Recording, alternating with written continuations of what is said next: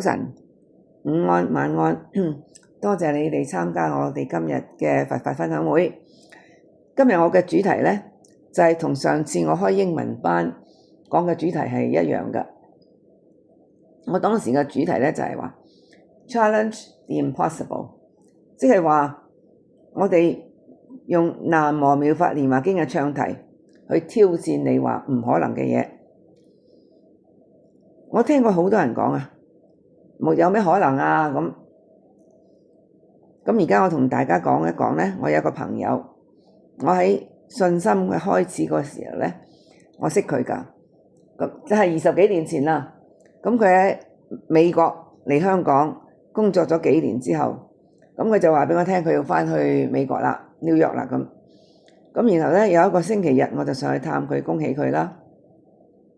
點知佢當時同我講，佢話我機票30日後就要上機啦，但係我而家呢，忽然間唔想離開香港喎，因為我啲朋友喺晒香港，但係我幾個月來想轉工，揾份好嘅工都揾唔到，所以我唯有返去美國啦，我啲屋企人喺度咁。我當時就同佢講，我話嗱，我有句經南無妙法蓮華經，你念咗之後呢，就有兩樣嘢會發生嘅，一係呢，就係你美國有非常之好嘅消息，你想即刻飛返去嘅；一係呢，你就喺香港有份好嘅工俾你，而你係會留返喺香港嘅。咁呢位朋友當時就話：有咩可能啊？我揾咗幾個月都揾唔到份工咁。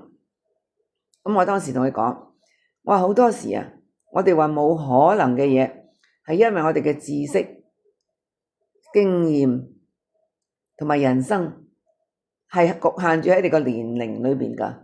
你有幾大，你學過幾多嘢，你個背景係乜嘢經歷，你所有啲嘢都係局限咗喺你嗰個框框裏邊。但係你知唔知道宇宙係有好多好多好多嘢係我哋係 comprehend 唔到嘅，我哋係唔明亦都唔知㗎。然後呢，我就話咁啦，我教你念一句經南無妙法蓮華經。如果念咗之後呢，我以上講嗰兩樣嘢就會發生㗎啦。然後呢，佢就開始即係肯聽我講啦。我話我哋一齊念經念10分鐘啦咁。佢念完之後，佢話心好舒服。我話咁啊，你繼續念啦咁。然後跟住6日後有個星期六上晝，佢就打電話俾我，佢話 Lydia， 佢話琴日星期5，我接到一份工，呢份工係我1個月前去見工，但係一路冇消息。琴日佢就offer 咗呢份工俾我啦。咁佢好開心。我咪就係話咯，我話你先前話冇可能，而家你咪真係念咗經之後，你認為冇可能嘅嘢變咗有可能啦。呢位朋友啊，直到而家都喺香港做嘢，係非常之開心㗎。所以呢，我話我哋話冇可能，係因為我哋唔明白南無妙法蓮華經根本係一個宇宙嘅力量。你知唔知宇宙嘅力量幾大啊？打風、地震，好多好多好多好多嘅地心吸力，呢啲力量係好大好大㗎，係我哋大到我哋根本人力思想係及唔到㗎。但係宇宙嘅力量係我哋人身都有㗎，我哋人係宇宙嘅一部分，所以宇宙嘅力量我哋自己都有㗎。但係點樣帶動咗出嚟呢？日蓮聖人就教導我哋再念南無妙法蓮華經。南無妙法蓮華經根本就係宇宙嘅經，宇宙嘅rhythm， 亦都係人生嘅 rhythm。你跟隨咗呢個節奏嘅話呢，你就好似順風順水，啲嘢係好順㗎。但係如果你反咗呢個節奏嘅話呢，你就樣樣嘢都頭頭碰着黑㗎咯。點解呢？我曾經同大家解釋過，呢個就係妙法啊嘛。其實係好簡單嘅啫，大家都唔明白。妙法係乜嘢啊？就係你啱時間做啱嘅嘢，遇到啱嘅人講啱嘅說話，咁你咪好好彩咯。呢啲就叫好運啦。但係反之而，你喺唔適當嘅時間講唔適當嘅嘢，遇到唔適當嘅人，你咪樣樣嘢都唔得咯。呢啲咪叫唔好運咯。咁所以我哋念咗呢個經之後，點解會好運啊？因為我哋可以跟住宇宙嘅節奏去做我哋應該做嘅嘢，譬如春天播種，夏天耕耘，秋天收割，冬天休息，朝頭早起身，夜晚瞓覺，一日食三，呢啲全部都係生命嘅節奏嚟㗎。你如果根據呢個生命嘅節奏去做嘅話咧，你啲嘢係順㗎。反之，夜晚唔瞓覺打機，第二朝早先起身，然後咧就有時食嘢食下唔食下，有時又節食，咁你個身體咪亂晒龍咯，你咪唔健康咯。好啦，南無妙法蓮華經代表嘅係宇宙嘅智慧同埋妙法，呢啲咁深奧咁玄妙嘅事嘅道理，唔係我哋一般凡夫能夠了解㗎。舉例來說，如果5000年你話人哋會上天飛，人哋一定話你傻㗎啦。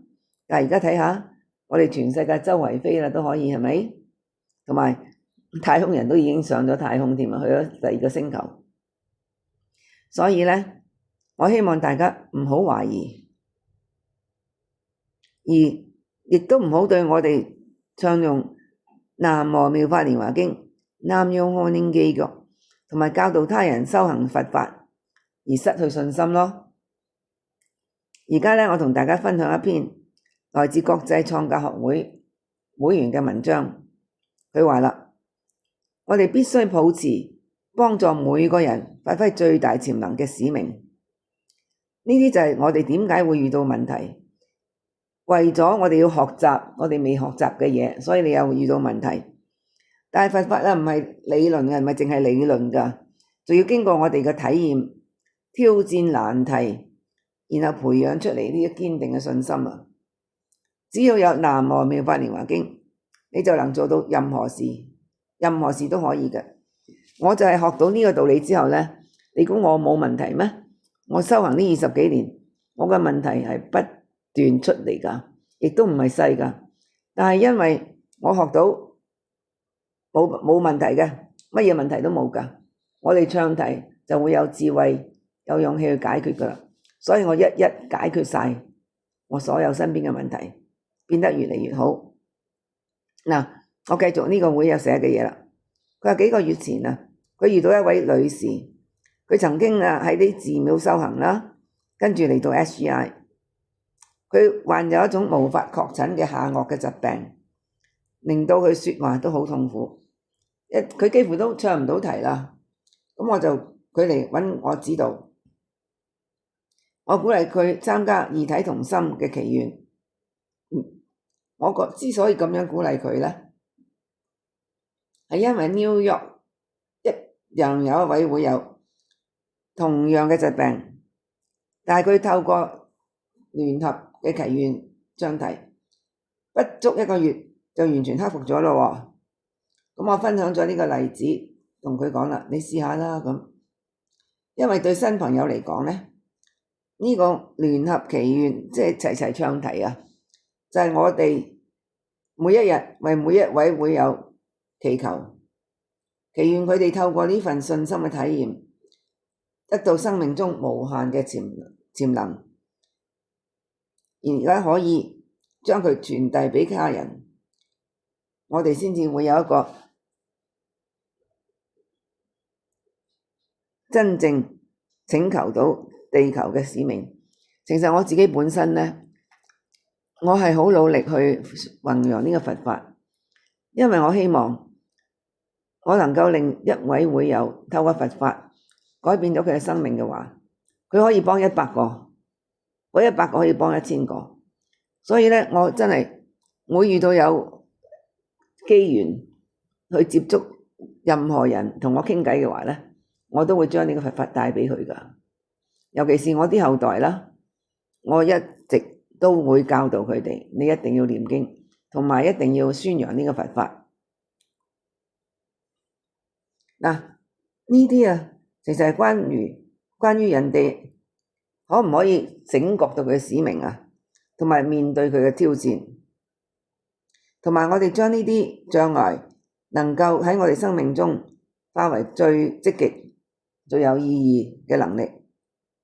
我哋如果有呢啲醒覺，唔係去排斥佢咧，呢個就係佛法嘅使命啦。咩叫排斥啊？有好多人咧去參加學會活動，哎呀咁，即係我初初都係㗎，又要去啦咁，即係覺得好煩咯。但係佢唔知道，其實我哋去做學會所有嘅活動，其實係幫到自己㗎。因為啊，呢個佛法唔係以自我中心㗎，唔係為咗自己啊，而係讓到我同埋其他人都得到勝利。呢個佛法係 win-win 嘅佛法嚟㗎。1個月之後咧，嗰位會又遇到嗰位女士咯，佢興奮地朝着我跑過嚟，佢嘅問題下顎問題解決咗啦。佢話我以前喺寺廟唱題，我諗佢係喺和尚嘅寺廟啊，日顯宗嗰度修行。佢話我一路係咁樣唱題啫嘛，但係都解決唔到問題。但係喺 SGI 4個月裏邊，佢就突然消失啦。我同大家講一講啦，好多時人哋話去拜神拜佛或者念咩經啦，咁其實每一樣嘢都有佢嘅力量嘅，但係佢可唔可以幫你改變生命先？佢可唔可以令到你透視到自己嘅問題，改變你嘅問題，而改變你生命呢？我相信我接觸過好多宗教，佢只要教你為善，但係冇教你睇清楚自己生命裏邊嘅弱點，要去改變㗎。呢個會有話啦，佢嘅重點係啊，我哋之所以擁有信仰，就係為咗你哋我哋啊努力都做唔到嘅事。如果你本來就做到啦，你就唔需要靠信仰啦，你咪自己去做咯。所以我哋要有信仰啦。除非我哋有勇氣膽量去為大腦認為唔合邏輯嘅事物而奮鬥，即係譬如500年前話人上天飛都唔合邏輯啦。如果我哋唔去奮鬥嘅話，又點可以發揮自己無限嘅潛能呢？或者南無妙法蓮華經嘅力量呢？我哋一定要挑戰不可能。你越有膽量同埋勇氣去挑戰不可能，你就會明白自己原來好偉大㗎。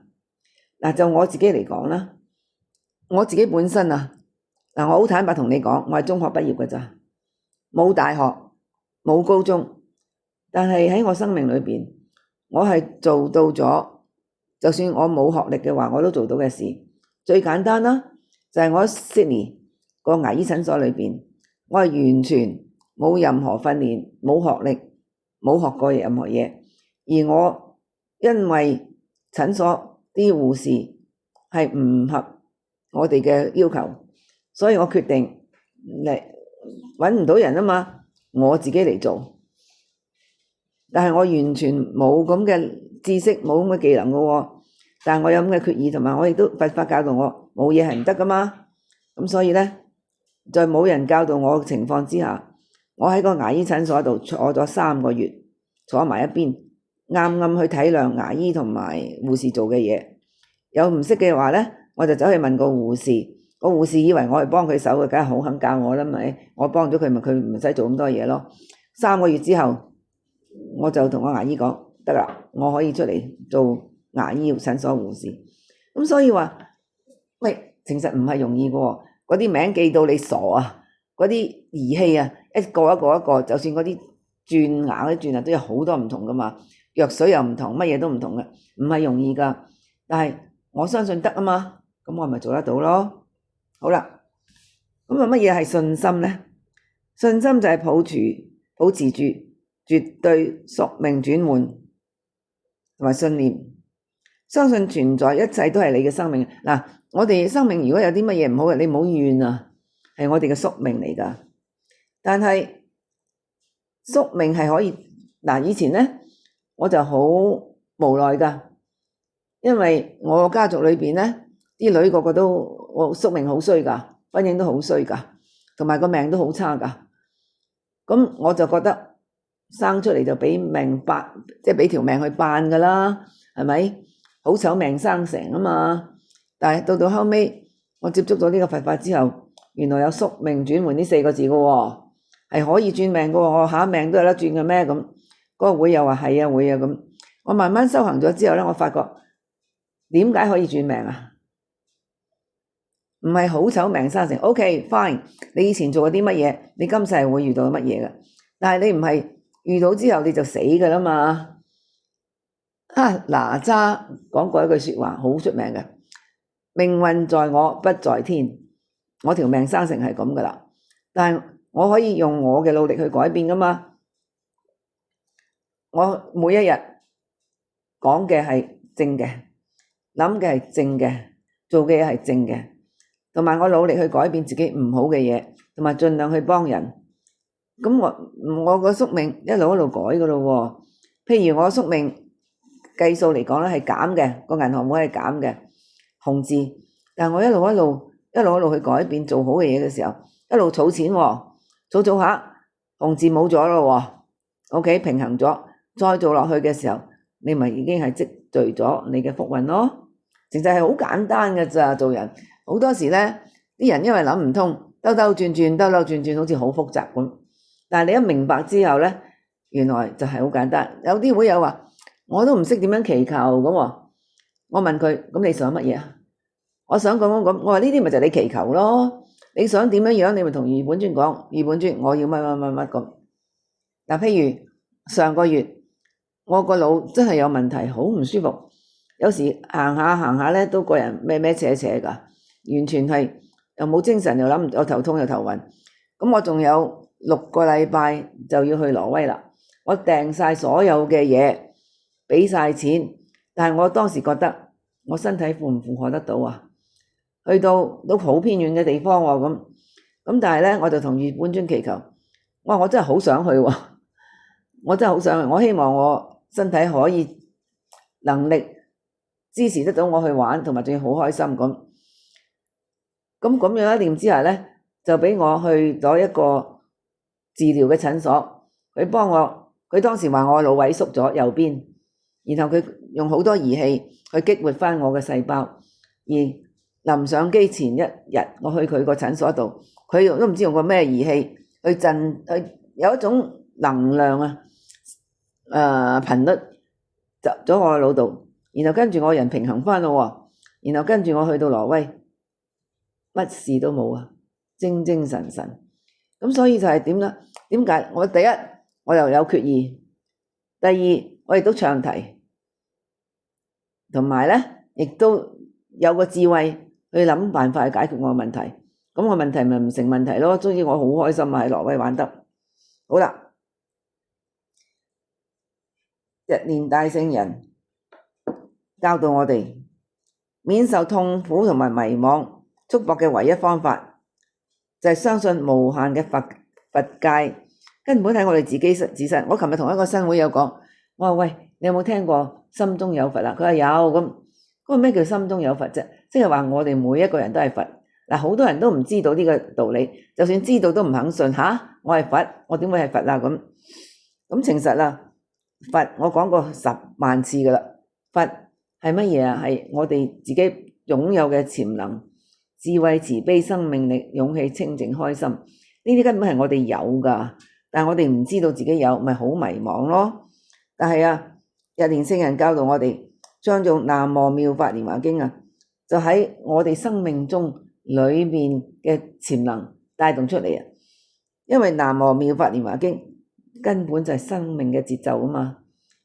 你如果將生命嘅節奏帶動出嚟，將你嘅佛性帶動出嚟，咁你自己就係佛噶啦。我哋要相信自己咯，唔好攞人同我以前都好中意同人比較嘅，而家有咩好比啫？我覺得自己越嚟越好咪得咯，同埋幫人越嚟越好咪得咯。而且絕對唔可以摧毀我哋幸福嘅境界，只有鍛鍊我哋自身同埋顯現自身嘅佛性，先至可以達到幸福嘅境界。如果唔相信自己係表現咗妙法蓮華經嘅當體，你永遠唔會獲得自信噶。你根本唔信自己有咁嘅能力，而係不斷喺生命之外尋找幸福嘅道路。譬如飲酒作樂咁，你以為就係幸福，梗唔係啦。同埋咧，你只會俾人哋擺佈嘅啫喎，好似個扯線公仔咁，人哋鬧你，你又嬲；人哋讚你，你又開心。咁一時快樂，一時痛苦，呢個生命係幾悲慘嘅呢？仲有啊，如果你過於着重他人嘅看法啊，講一句説話，我係唔理人點樣睇我㗎，我覺得我做嘅嘢問心無愧，對得天地良心，我心係善嘅，我係為人好嘅，所以你點樣話我，成日有好多人背後話我啊，或者係鬧我，我唔理啊，因為我唔係做嘢一定啱，會有錯，但係我本身係好㗎嘛。咁如果有錯嘅話咧，人哋話我會改㗎。但係如果係有其他嘅目的嘅話咧，我係置之不理㗎。如果我哋俾人哋無微不足道嘅話，就帶嚟痛苦咧，你就會嬲佢哋㗎咯，怪佢哋講啲唔好嘅説話，甚至咧有啲人在意人哋睇法咧，做到阿諛奉承，去討好人嘅地步。嗱，正話咧，或者我錯啦，係咪？我聽到其中有個會友講嘢嘅時候咧，佢個聲氣係有啲抱怨，或者我錯下，有啲抱怨啊，有啲唔開心啊咁。咁其實怨恨嘅根源啊，在於我哋迷惘啊，即係無明，阻礙咗我哋看清生命嘅本質。咁樣即使你修行日蓮佛法，你唔知道自己就係寶塔，你自己就係佛。咁如果係咁嘅話咧，第六天魔障就會乘虛而入㗎喇。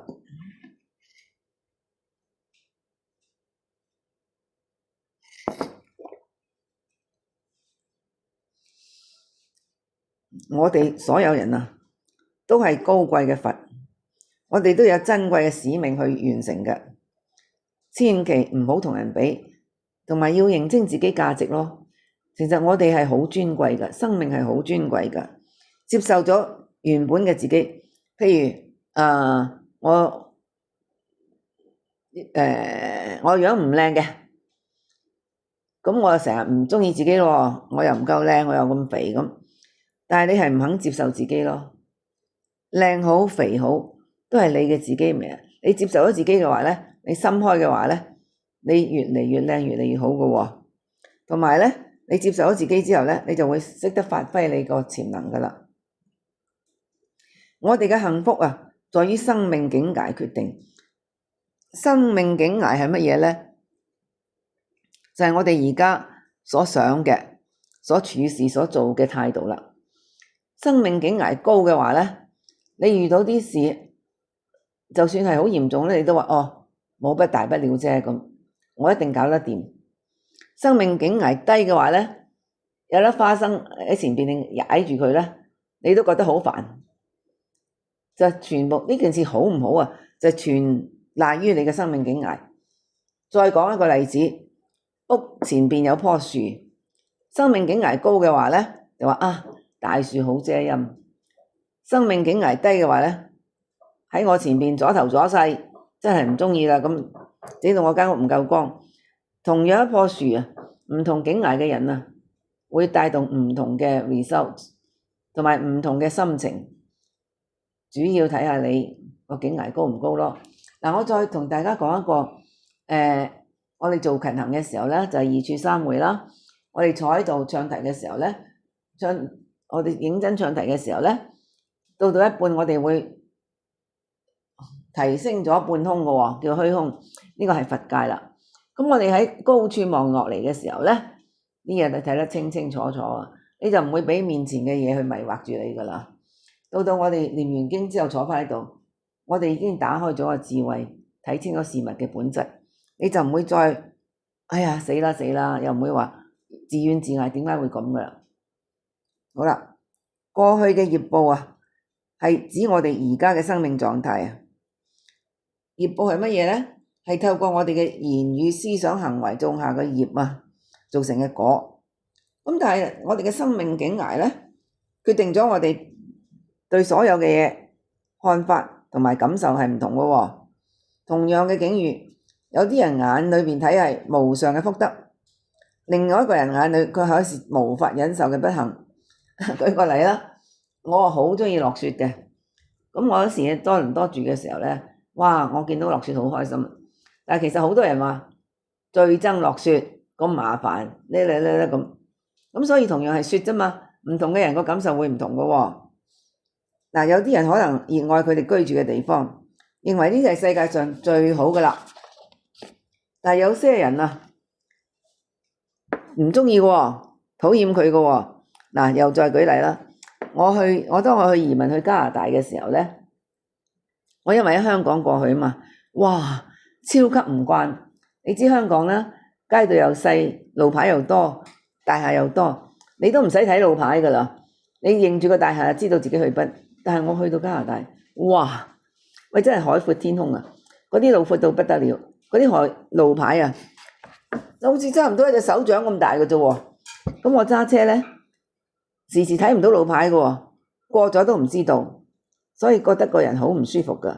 咁呢，仲有好唔慣，樣樣都好唔慣咯。所以我當時係非常之唔鍾意加拿大㗎。咁好啦，我住咗4年之後，我決定返香港啦。咁但係返到香港之後呢，我發覺原來我好懷念加拿大嘅生活啊。所以我同我仔每年啊嘅7月都會返去加拿大，因為香港好熱嘛，返去加拿大2個月。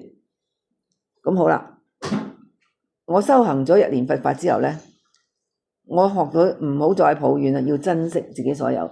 所以到我移民去澳洲嘅時候呢，我雖然唔熟環境，但係我一句抱怨都冇。我只會珍惜我當時喺澳洲所擁有嘅嘢，居住環境好好啦，食嘅嘢好好啦，咁同埋好自由啦，揸車周圍去啊，我一句抱怨都冇。我亦都呢同當時嚟咗澳洲嘅印度人講，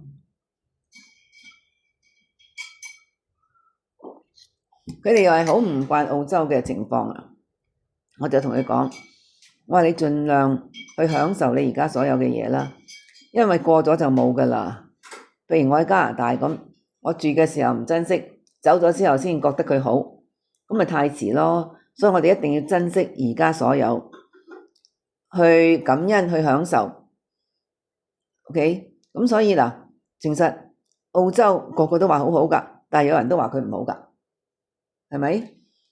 日蓮嘅佛法啊，係叫我哋提升生命嘅境界啊，去得到真正幸福嘅生活。呢啲係一念三千啊嘛，你一念話好嘅，我一定搞得掂嘅，冇問題嘅，咁咪得咯。嗱，再講最近一件事，就係我女，佢呢就以前嘅嘢唔講啦，因為佢個事業生命啊，哇，好多高低。咁但係最近呢，佢參加咗間新公司啦，咁佢哋要揾一個新嘅寫字樓，佢同埋佢個老細呢都好鍾意一個新嘅寫字樓，咁但係呢，佢嗰個 HR 係乜嘢啊？係咪人事部啊？因為我個女唔肯用呢個人事部鍾意嘅地產經紀，可能呢個人事部同呢個地產經紀啊係有來往嘅，有瓜葛嘅。但係呢個經紀係唔可以同我女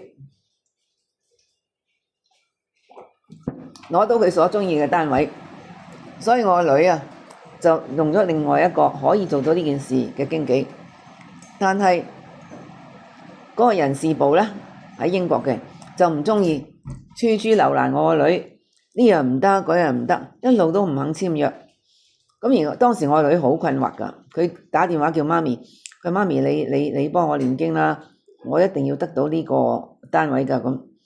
咁我當時就話佢擋唔到你㗎，你一定得到㗎。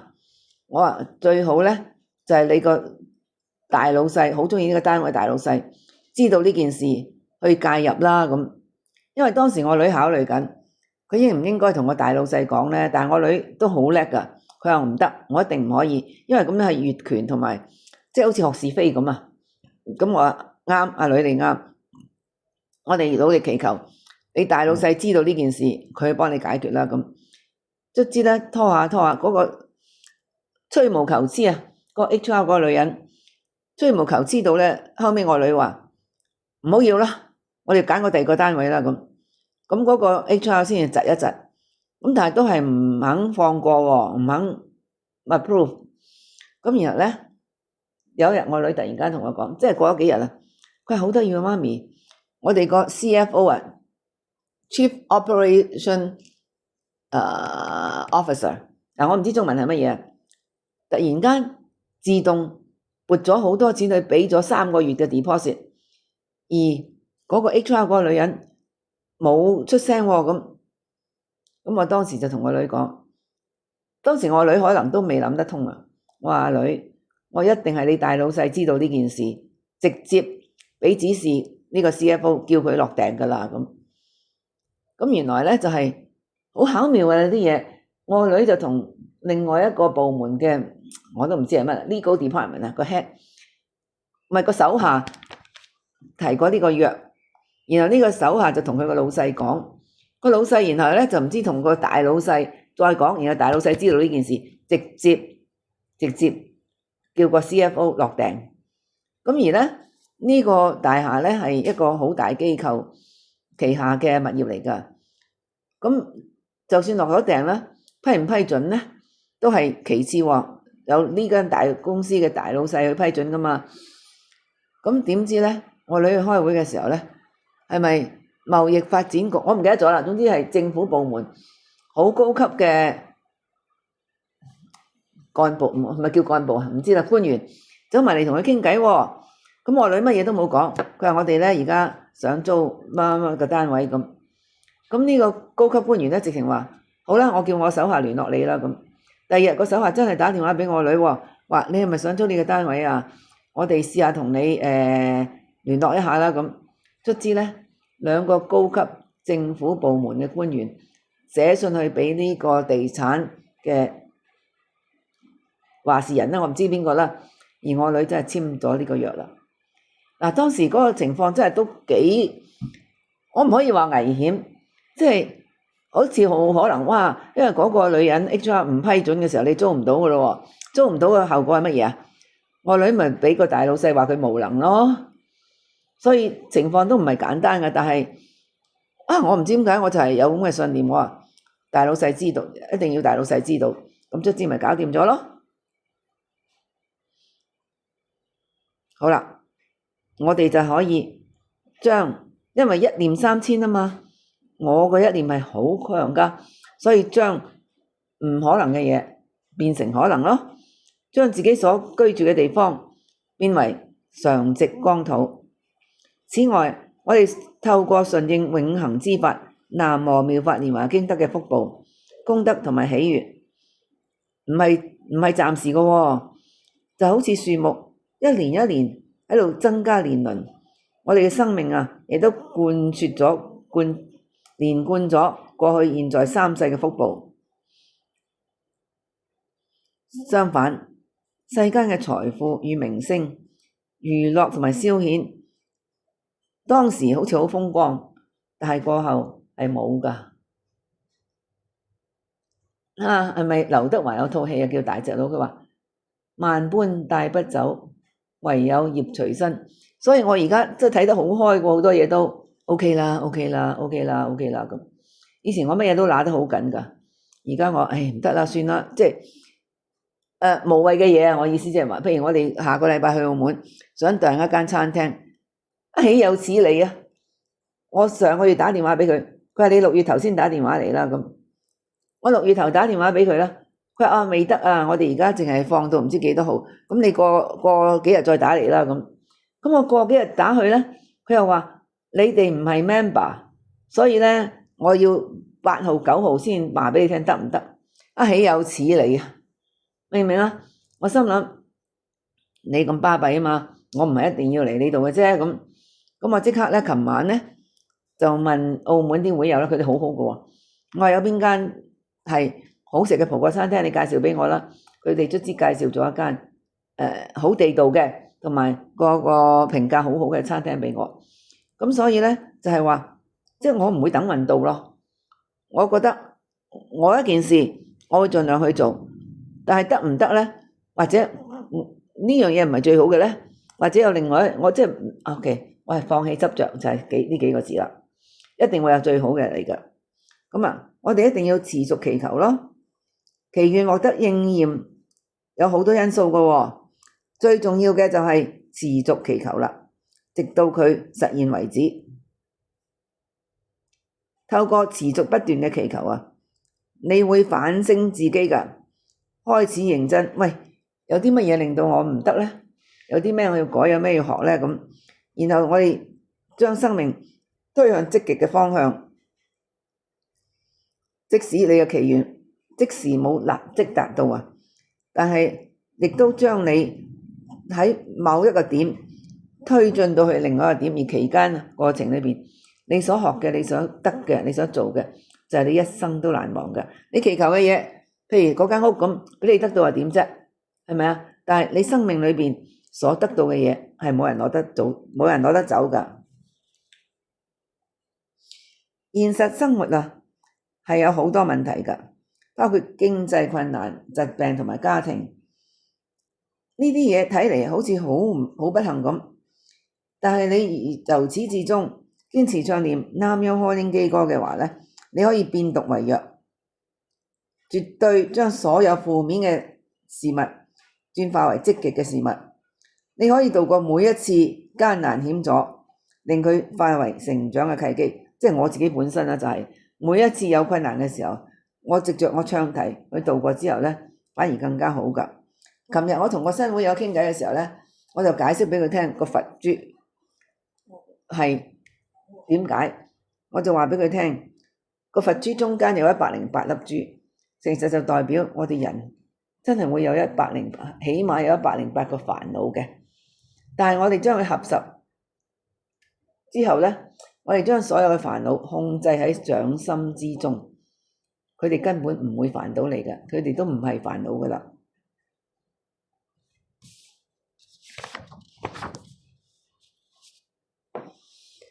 我哋透過言語同埋聲音嚟到開拓廣宣流布，係個道路係無窮無盡嘅。我哋嘅奮鬥需要我哋勇敢講嘢㗎，我哋唔可以吝嗇，淨係用我哋聲音同埋言辭，我哋要磨練自己，令到人哋同我一齊嘅時候呢，好開心嘅。而你講嘢嘅方式呢，係啟發到人哋嘅，鼓勵到人哋嘅。呢啲又係我哋佛法修行非常之重要嘅一部分。你唔經歷奮鬥，冇人變得偉大㗎。生命一切都係你奮鬥，面對同埋戰勝逆境嘅人啊，先至係真正嘅偉大。好啦，而家呢，因為有啲會友呢係喺度揾工㗎嘛，咁我同大家分享點樣去祈求一份好嘅工作啦。有10樣嘢嘅，呢10樣嘢啊，都係我仔初未揾到而家呢份工之前啊，我同佢一齊祈求嘅。但係3日之後，佢已經得到呢份工啦。嗱，當時啊，個經濟係唔係幾好嘅？我仔揾工嗰時嗰刻，澳洲經濟唔係幾好㗎。咁所以呢，我同佢祈求呢，第一，其實而家個情況都一樣㗎啦。公司要有穩健嘅財務基礎。唔可以執笠，唔可以咁抖，佢一定要有好好嘅財政，然後呢，有優秀嘅上司同埋同事。最近有一會友呢，就係因為佢個上司係唔識體諒，同埋呢亦都係個人品有問題啦，所以令到佢好痛苦。卒之佢而家辭咗份工啦。所以有一個優秀嘅上司同埋一個合作嘅同事係好緊要㗎。第3，你嘅工作要帶俾你滿足感㗎嘛？你做完之後覺得好煩，或者係好攰，好唔想做呢份工作，都已經唔係㗎啦。反之嚟講，你轉一念啦，唔係喎，呢份工作會令我學到好多嘢㗎喎，做好咗之後，我仲會再上一層㗎喎，係照耀返我自己嘅生命㗎喎，咁樣呢就唔同啦。嗱，另外一個 scenario 啦，就譬如你有個同事係對你好差嘅話呢，咁我哋試下用唱題啦，祈求佢幸福快樂，同埋即係會令到大家相處愉快啦。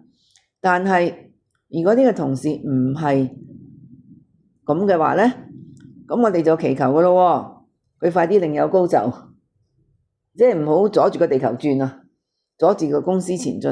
咁我喺加拿大個妹呢，佢喺個銀行度做㗎，當時有個上司，哇，逼佢哋要攞生意，逼到全公司嘅人呢都神經衰弱，好唔開心。但係攞到生意呢，嗰個歸功於佢自己嘅喎，完全唔理啲下屬。咁我妹好唔開心啦。嗰陣時我喺加拿大，我話咁啦，我哋祈求佢快啲升職另有高就，離開你間銀行啦。咁我哋日日去上題，一個月之後，嗰個經理真係調咗去第度，而調翻一個非常之好體諒同事嘅上司。所以經真係得嘅咧，你有啲咩唔掂嘅，你同余本尊講咯，你想點樣你直接講咯。好啦，第四呢，你個人職業要俾你有得發展嘅，同埋有得升嘅。同埋呢，第五呢，就係你個工作表現啊係好理想嘅，上司同同事都好滿意嘅。第六，有嘢俾你學咯，同俾你成長咯。第七，當然啦，個薪金要係你啦，唔可以貪心，合理嘅待遇。第四、第八就係交通要方便啦。第九，每一樣都好重要，我哋要祈求每一日返工都要開開心心，做嘢開開心心，放工嘅時候都要開開心心，因為開心係最重要㗎嘛。你唔開心去做一樣嘢你都做得唔好㗎。好啦，第十亦都好重要嘅喎，你要有充足嘅時間去做廣宣流播，同埋參加 SGI 嘅活動。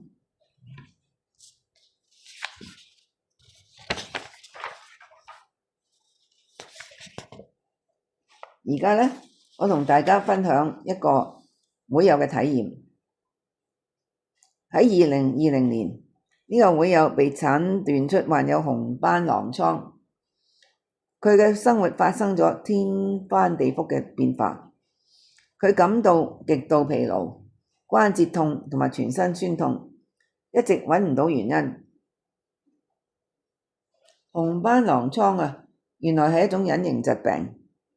因為患有呢種疾病嘅人呢，外表睇嚟好好嘅喎，但係內心成日經歷着持續嘅爭鬥。呢個係自體免疫疾病，即係意思話佢本來可以保護自己嘅免疫系統呢，反而變咗攻擊佢喎。咁呢種情況會引起發炎，並可能損害關節同埋器官㗎。紅斑狼瘡係唔可以預測㗎。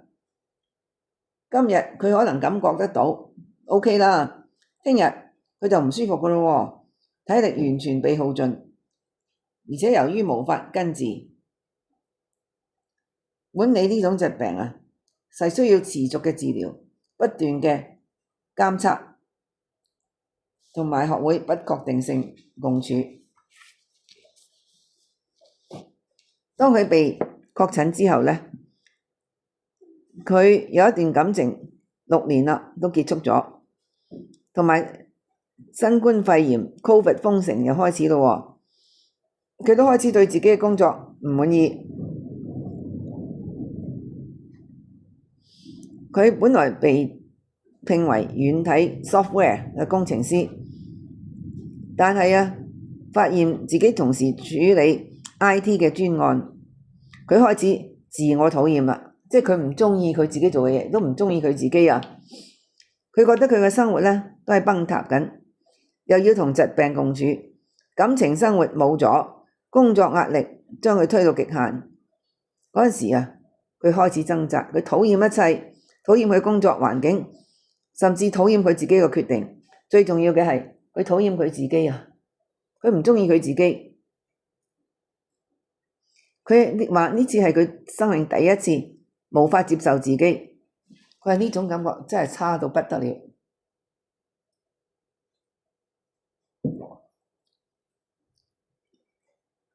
以前佢都清楚自己要乜嘢，對自己做嘅嘢全部責任，毫無遺憾。但喺嗰段時間佢開始懷疑啦。如果我從未搬到紐西蘭，我唔會更加健康啊？如果我從未有嗰段感情，如果我早啲辭職會點樣啊？佢開始喺度question啦。淨係最痛苦嘅部分係失去咗對自己嘅信任，佢唔信自己啦。開始呢啲唔係任何人嘅錯喎，因為嗰啲選擇係佢自己做㗎嘛。佢覺得一切都係佢嘅錯，佢嘅自信心粉碎咗，自尊心跌到谷底。佢話第一次佢無法愛自己，無法接受自己。但係我開始唱誦《南無妙法蓮華經》，幫助我凝聚起自我啦。度過咗每一日，唔係叫做生活，而係叫做生存。我寫下咗呢啲鼓勵嘅話，每日我對住佢唱題，時時提醒自己，我係佛，我擁有無量嘅價值。呢啲我哋自己都要同自己講㗎。當你開始懷疑嘅自己嘅時候，唔該大家記住，我哋係佛啊！我哋有無量嘅能力，無量嘅潛能。呢個會有話啦，或者呢份痛苦啊，唔係隨機嘅不幸，而係一個契機嚟㗎，係要嚟培養我生命中所需要嘅力量同智慧。呢啲係我獨一無二嘅使命。為咗呢個視覺，我開始不再把挑戰視為懲罰，而係視為深刻與成長、宿命轉換嘅契機。喺上次英文班裏邊呢，我同大家講過一個例子，就係龍蝦脫殼。我去睇過一個 documentary， 一套紀錄片，見到一隻龍蝦喺大海裏邊掙扎得好辛苦，真係好辛苦喎，要 squeeze out from 佢自己嗰個原本嗰個殼，因為佢要長大到啊，嗰個殼根本成就唔到佢嘅身體嘅體積，所以佢一定要擺脫個舊嘅殼，然後先至可以重生。當佢真係好辛苦，我見到佢努力 squeeze out 咗出嚟，擺脫咗個舊殼，我直情睇見佢喺水裏邊即刻長大。所以我哋自己啊，好多時你遇到困住自己嘅時候，你一定其實係你覺得佢困住你，其實係因為你已經成長到你個舊嘅殼係容納唔到你而家成長咗個身體啊，所以你一定要擺脫咗個舊殼，然後再重新做一個真正成長咗個自己。所以我哋唔好埋怨咯，我哋有嘢困住自己解決唔到嘅時候，我哋一定要唱題，增加自己嘅力量，去 squeeze out， 淨係我用 squeeze 出你個冇用噶啦，都裝你唔住噶咯，你一定要擺脫咗佢，你有個新嘅生命開始咯，更加強壯，更加有力量嘅新嘅生命。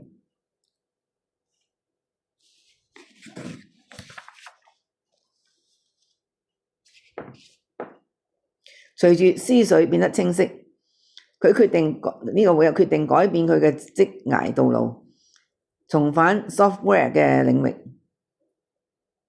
然而啊，當時佢嘅自信心太低咯，佢甚至無法說服自己去改佢自己嘅履歷。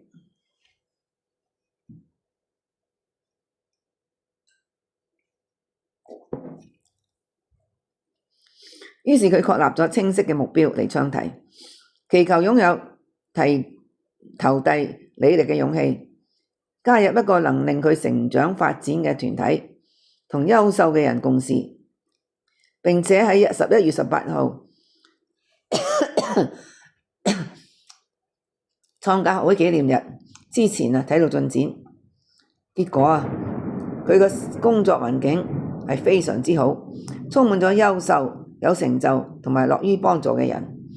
佢喺同事身上同埋佢哋以人為本嘅方式學咗好多。在過去3年裏邊，佢喺呢個行業得到顯著嘅成長，升咗好多次，同埋每次喺工作都找到真正嘅快樂。嗱，當我哋唱題嘅時候，真正誓願實現廣宣流布，我哋嘅祈願就係地涌菩薩嘅祈願。喺呢一刻，我哋嘅生命就係開啟到擴展到地涌菩薩嘅境界。呢樣嘅祈願啊，能夠用諸天善神、諸佛及成個宇宙嘅運作嘅力量，佢會保護我哋同埋我哋屋企人㗎，同埋亦都會體驗咗我哋個人嘅祈願。因此啊，為廣宣流布而祈願係擴大我哋自身生命境界，同埋實現個人祈願嘅直達捷徑。我記得我初初去澳洲嘅時候呢，有啲日本嘅會友話，如果你個祈願係為咗廣宣流布嘅話呢，你個祈願好快達到㗎。咁我希望呢，大家去努力為呢個佛法而努力，你得到所得到嘅幸福快樂。好啦，今日就係到呢度啦。咁各位而家可以呢，